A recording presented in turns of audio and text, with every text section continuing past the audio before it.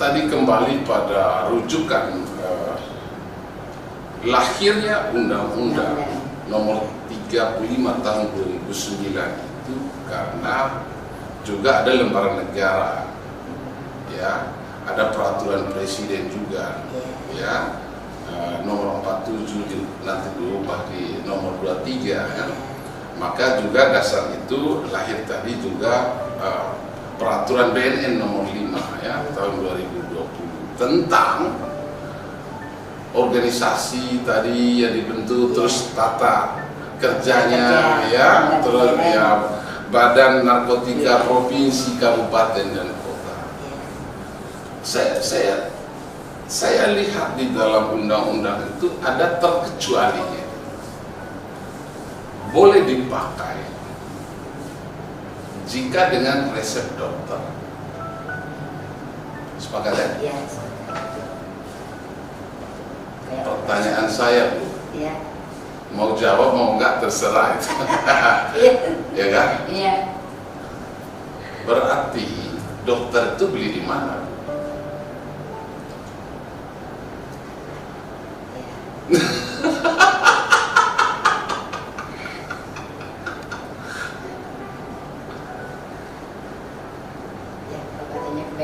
Oh, nanti saya tanya ya. Dan ini kita mewakili pikiran rakyat. Betul, iya benar Pak. Ya, Iya. kita harus mewakili pikiran rakyat dan lurus cara berpikirnya. Iya. Sebab begini ya,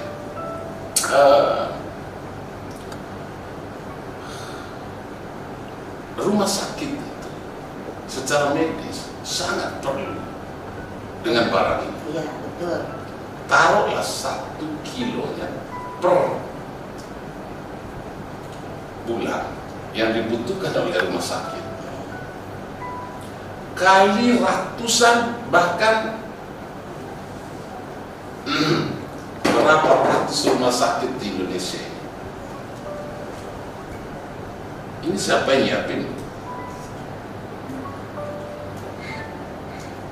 Ada yang nyiapin nanti kita tapi pakai resep lagi kan gitu Pak. Iya, artinya kan tadi di undang-undang saya memahami benar bahwa barang siapa, jenderal aja runtuh Bu kalau ketahuan nyimpan.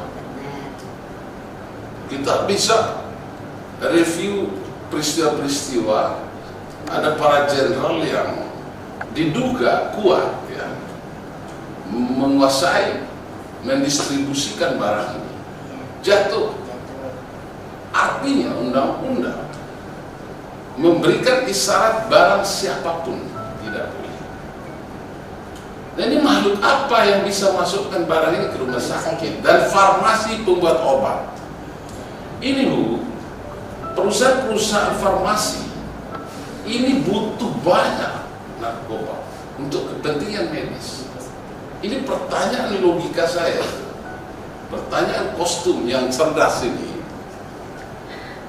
Ini siapa kelompok atau lembaga yang ditunjuk oleh undang-undang untuk dapat menyimpan secara legal, menguasai secara legal, dan mendistribusikan secara legal?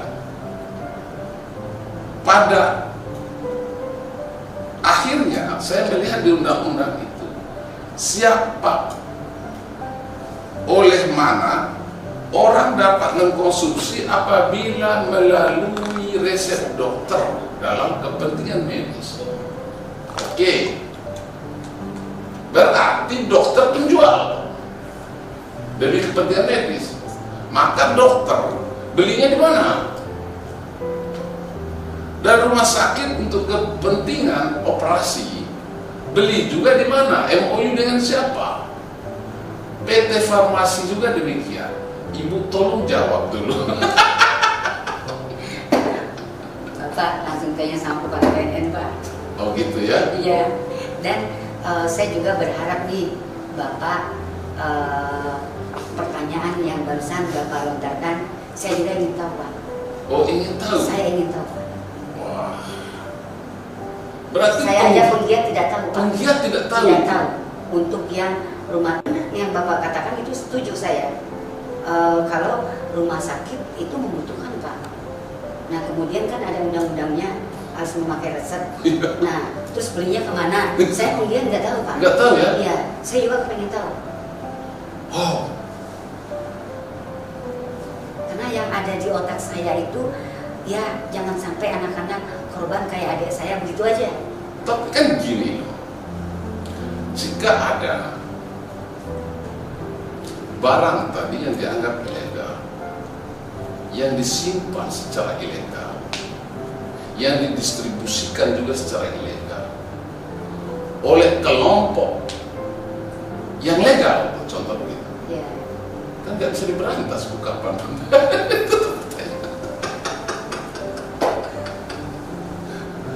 saya minta Ya.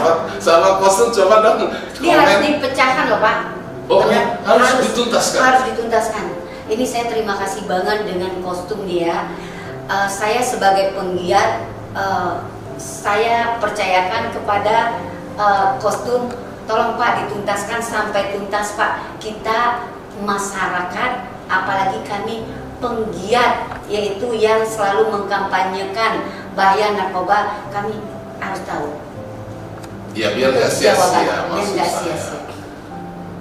Makanya tadi logika intrik berpikir saya tadi mengatakan giatnya kita berkampanye itu karena kita tahu bahwa sesuatu itu tidak akan pergi. Giatnya kita memperbaiki karena kita tahu itu barang rusak, maka diperbaiki. Ketika ibu ada di sini, makanya nanti ada kalimat berikut, ibu karena datanglah, ibu bisa pulang nanti. jadi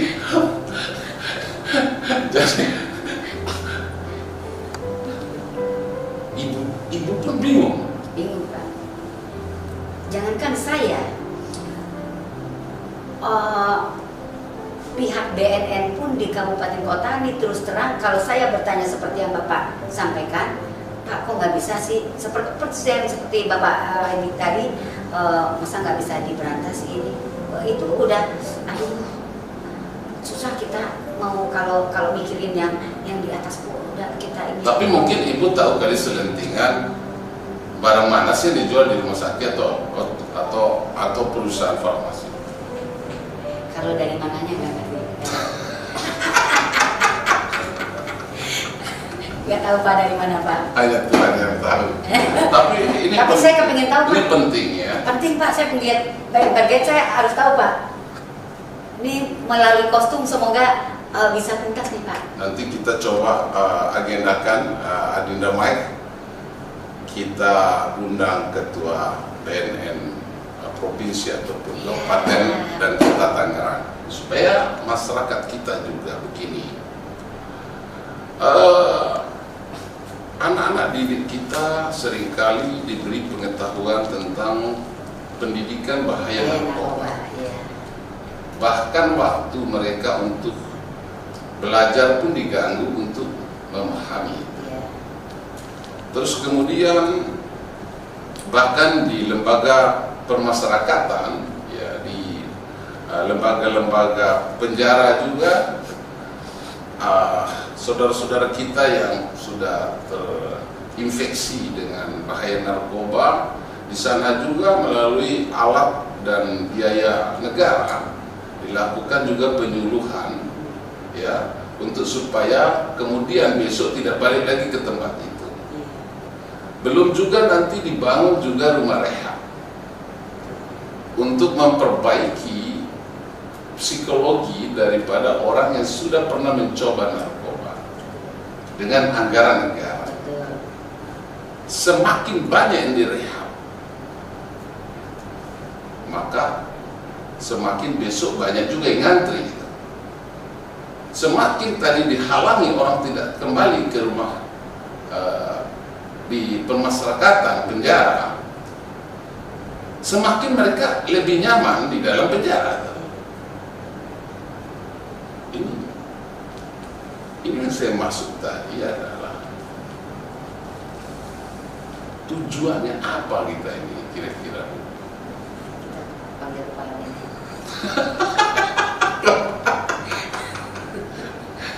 Saya waktu ngajar. Ini sahabat-sahabat kostum kasihan ini nggak Bapak Kepala BNN Kota Tangerang nih, ya. support banget di kegiatan kami. Beliau yang mengarahkan, jadi intinya mensupport banget lah. Nanti kalau Bapak panggil pasti dia senang banget. Tapi pertanyaan tadi Kepala BNN yang bisa menjawab. Yakin Kepala BNN bisa jawab kalau saya tanya itu? Kalau Kepala BNN insya Allah mungkin bisa menjawab. Ya karena gini ya, karena ini adalah konsultasi seputar hukum. Ya. Saya lebih banyak membuat alas dasar hukum. Saya berbicara soal itu. Sebab saya bilang tadi, ini logika kita sebagai warga negara bahwa tidak ada undang-undang yang diciptakan melalui lembaga negara memberikan kewenangan seseorang ataupun lembaga yang boleh menguasai secara ilegal barang haram ini, mendistribusikan juga tidak boleh, memproduksi apalagi. Ini kan real tuh, undang-undang melarang itu. Tapi Kenyataannya maksud saya tadi adalah kok dokter bisa jual, rumah sakit bisa mendapatkannya, perusahaan pembuat obat farmasi juga bisa memperolehnya. Nah kan logika sederhana kita orang bodoh. Ini barang siapa yang siapin? Padahal di undang-undang itu dilarang itu loh. iya. Mungkin ada yang resminya. Kan di undang-undang nggak ada. Loh kan saya bilang tadi, Iya. ngapain jenderal bisa jatuh itu? Kalau ada resminya.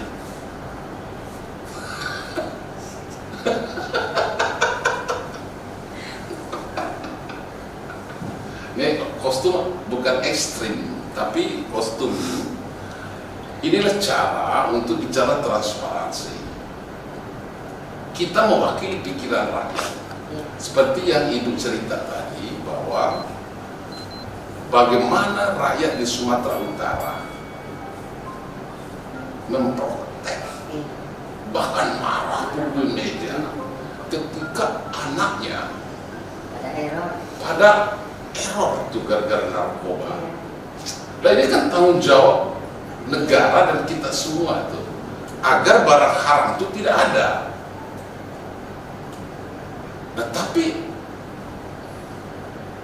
kok, aduh saya juga bingung itu. Aduh siapa bisa jawab itu?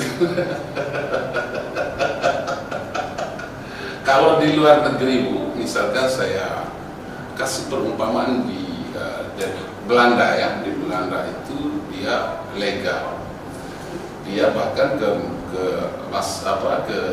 rakyatnya pun disediakan dengan skala tertentu, ya bisa mengkonsumsi dengan batas tertentu, dikasih kupon satu orang tuh bisa beli dan menikmati, karena negara ada aturannya, lalu memakai APBN untuk membelanja barang itu, bahkan memproduksi, lalu kemudian dia salurkan bisa ke rakyat dengan toko-toko yang sudah ditunjuk, lalu nanti rumah sakit juga dimasukin, segala macam dimasukin.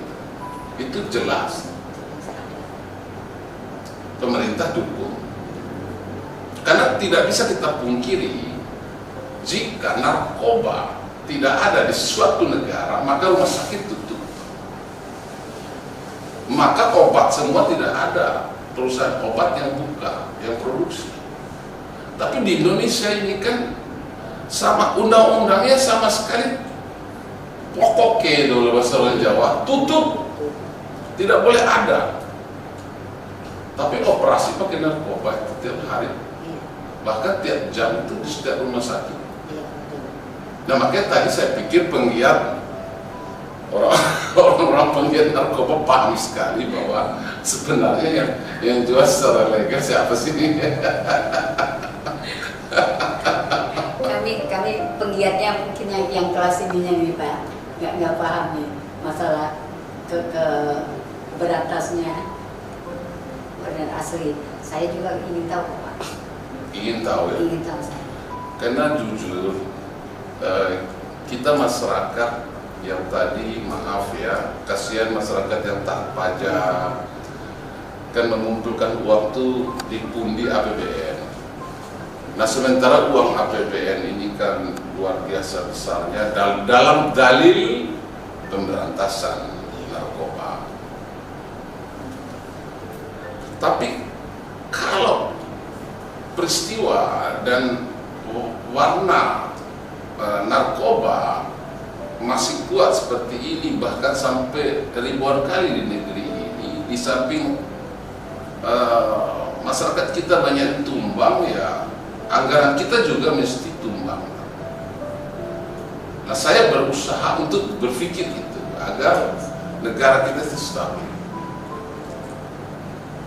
Nah tadi apa yang dicari, apa yang diceritakan tadi oleh Ibu bahwa banyak penggiat narkoba berlomba-lomba untuk ambil dana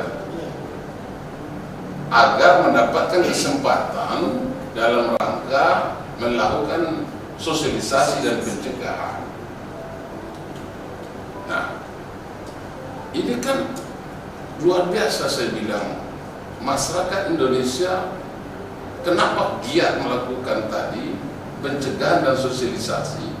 Karena tahu bahwa narkoba merajalela, udah di mana-mana.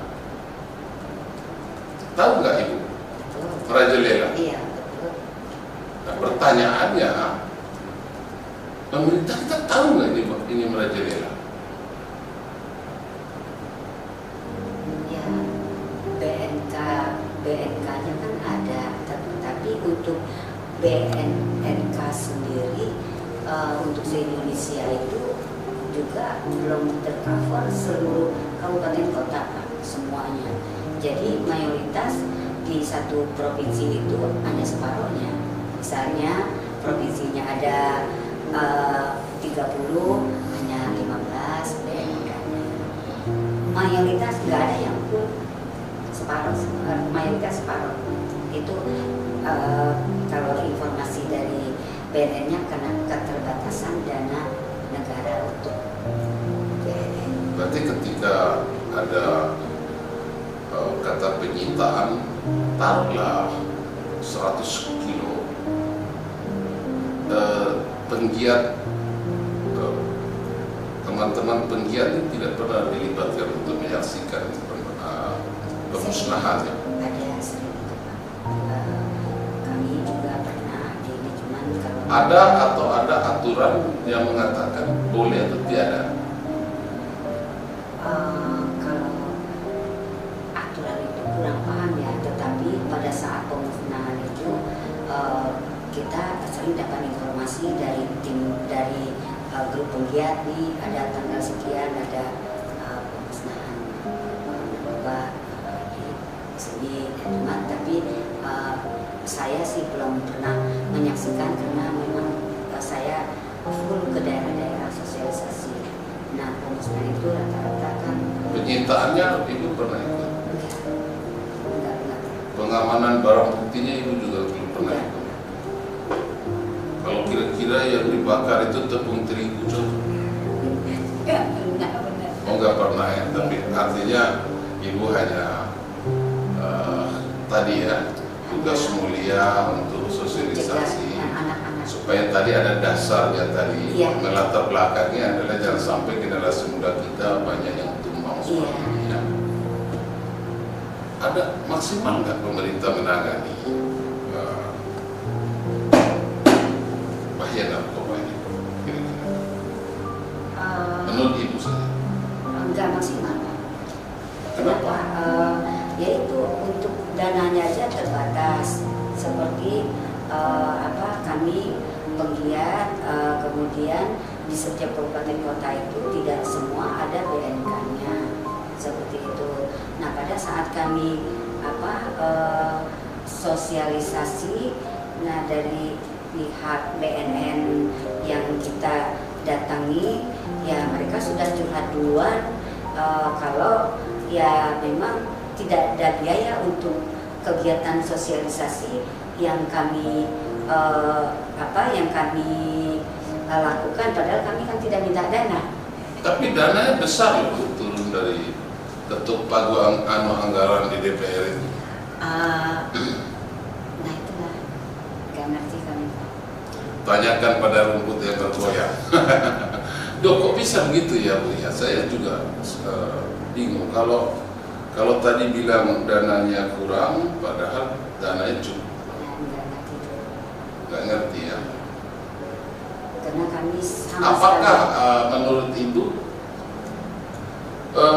kurang maksimalnya hanya soal anggaran atau ada hal lain?